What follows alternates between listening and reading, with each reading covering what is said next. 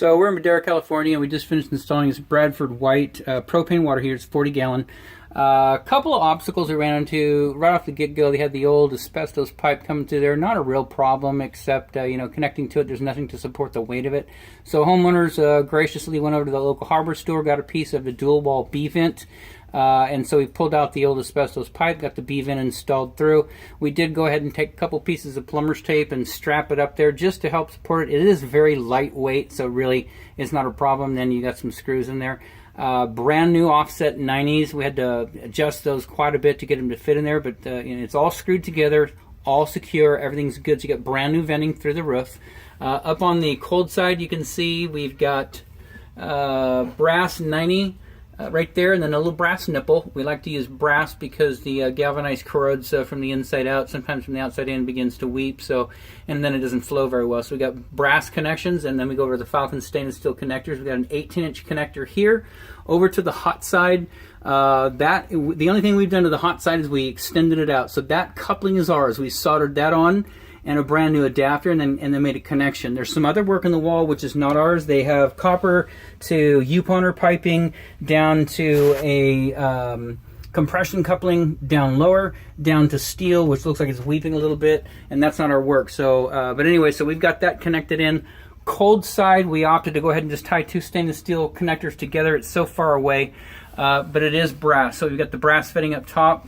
We got the brass nipple, and then the Falcon stainless steel connectors with a little pointed connection in between, which is brass as well. So that's good. Over to a brand new Watts 3/4 full port quarter turn ball valve. So quarter turn on, quarter turn off. Those things work 24/7, 365. The gate valves tend to not shut down after a period of time, and then you have a problem getting your water shut down. So connections are good. We've got the upper third has the adjustable strap as per code. Lower third has the adjustable strap as per code. We did replace the gas valve, not part of the contract, but we like to put those in when we put in the new supply lines for the gas. A little street 90 down there to help this 24-inch supply line reach, so that is good. Everything's turned on. We did go ahead and relocate the existing platform.